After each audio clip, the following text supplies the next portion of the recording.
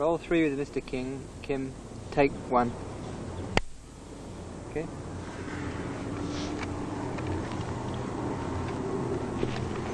Can you tell me what effect changing the phosphorus tape on the Claymore mines had Americans? Well, when the Americans the Americans quickly woke up to this little trick, of course, and then on the back of the Claymore mine they would put a little piece of phosphorus tape so they could see it in the dark. The VC weren't to be outdone by this. They would crawl forward, take the phosphorus tape very gently off the back, put it on the face of the mine, and then turn it round to the Americans. Of course, the same thing would happen. They would mount a bogus attack. Americans would plunge the command detonator, and the mine would explode in their faces again. Of course, this had a devastating effect on the American morale. That was only one little trick, of course. The communists had many, many similar tricks. Can you tell me how they might booby trap a typical Vietnamese village? Well, quite often the American forces would go into a village which was deserted. The people had gone and there weren't any VC there generally. So the village would look completely normal, but there may be, for instance, a plough, a typical plough, very close to a track, so that the soldiers had to walk around it a little, off the track a little. If you had 100 soldiers going by, there's certain to be one who would turn round and take that plough and pretend he was a farmer or something like that, and then the whole thing would blow up because it was booby-trapped. You'd walk into a house. Americans like to have little souvenirs. One they favoured was a teapot, typical Asian teapot. Lift it up, and of course it would blow up. It would go on and on, until at last they would think they'd have everything clear. They'd by this time usually have a number of casualties without having ever exchanged a shot with the communists. So they'd call in medical evacuation helicopters, having cleared an area in the village, usually the village square, which was just like a small football field, much smaller probably. Having cleared that for the helicopters then come in, and the breeze created by the rotors would set off hand grenades which were positioned in the trees about 10 or 12 feet in the air, so they would explode and disable the helicopters, kill or wound people who were already waiting in the area, in the open area below. This must have been very devastating to the Americans. It was devastating to all foreign troops. The South Vietnamese troops handled that sort of situation much, much better because they were alive to it and aware of it all the time. The Australians suffered very heavy casualties from this sort of thing too, in just the same way as the Americans did.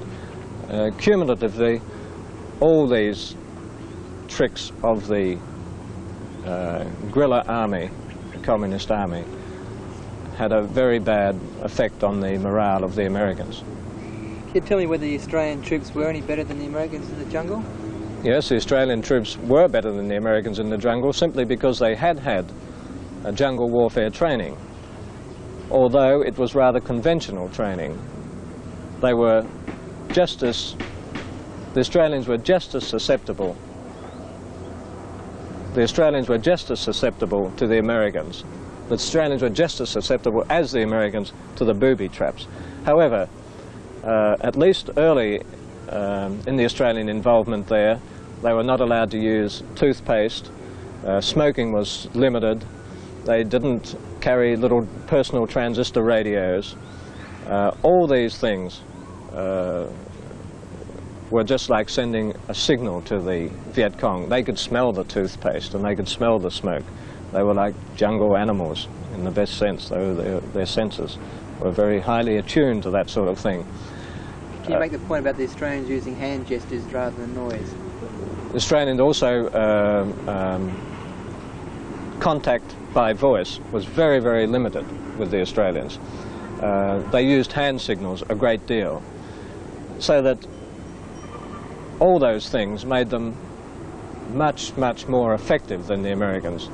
They were still susceptible to mines and that sort of thing, but generally speaking, they were more effective. They didn't wear flak jackets. They didn't wear helmets. That meant they were less burdened by equipment.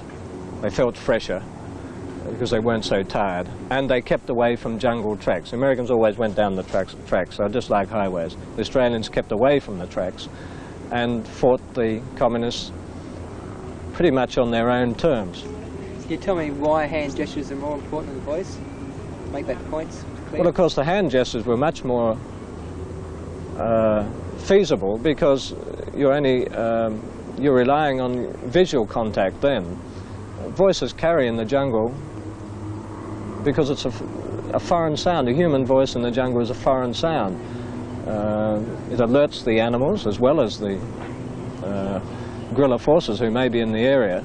And of course the Viet Cong were very aware and attuned to the reaction of the jungle animals. They could tell by the way the birds or the monkeys were reacting that there were foreign elements in the jungle, generally humans. Did the Australians waste their ammunition? The Australians didn't carry near as much ammunition as the Americans. They were ordered quite a lot of the time to use single shot. The Americans bursted off in great bursts of hundreds of rounds. The Australians were limited, at one stage at least, to about 200 rounds per man. They found this was a little light, actually. They got into their biggest fight in Vietnam, and some of them ran out of ammunition. The Americans, on the other hand, would run out of ammunition anyway, whether they had 1,000 rounds or 2,000. There was no fire discipline with the Americans, or very little. There was very good fire discipline with the Australians. How did most of the Australian casualties result then? I believe that more than 50% of the Australian casualties in South Vietnam were caused by landmines and booby traps. They hadn't been well enough trained in this aspect. They lost, I think it was over 60%, particularly of those wounded, came from non-contact with the communists, came from landmines and booby traps. Of course, the communists reacted to the Australian jungle training, in which the Australians kept away from the jungle tracks. I think this one's a bit too hard. Yeah, I think stop. Stop it, yeah. This is slate 2 from roll 3.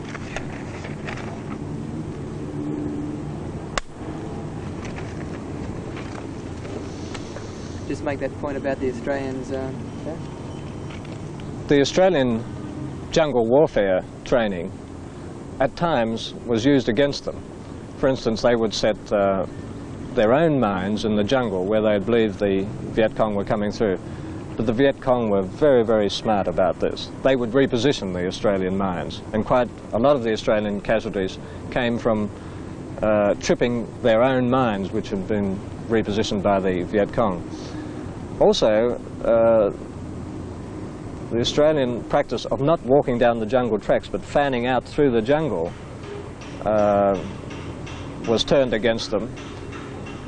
By doing this, they found after a while they weren't locating the VC. They'd been contacting them and fighting them quite a lot up till then, until they realized that the VC were allowing the Australians to fan out and avoiding the tracks, and the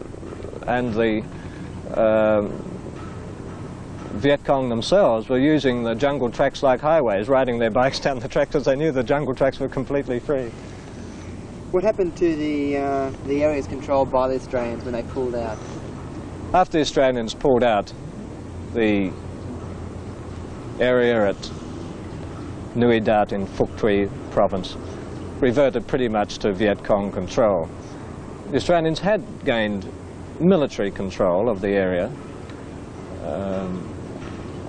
They had very tight organization through the villages, but they hadn't, to coin a phrase often used in Vietnam, they hadn't won the hearts and minds of the Vietnamese people. They'd done a purely military operation, which had only limited success, much the same way as the South Koreans did. The Americans generally didn't even have that success. Their military operation usually fell apart also. So in other words, we lost 357 Australians dead, really for no gain at all. Well, the Australians lost over 350 dead. The Americans lost 56,000. In the end, it was all for nothing. As an Australian, are you proud of the fact that we had troops in Vietnam? As an Australian, I was quite proud of the Australian troops. That's it. That's it. Turned off there.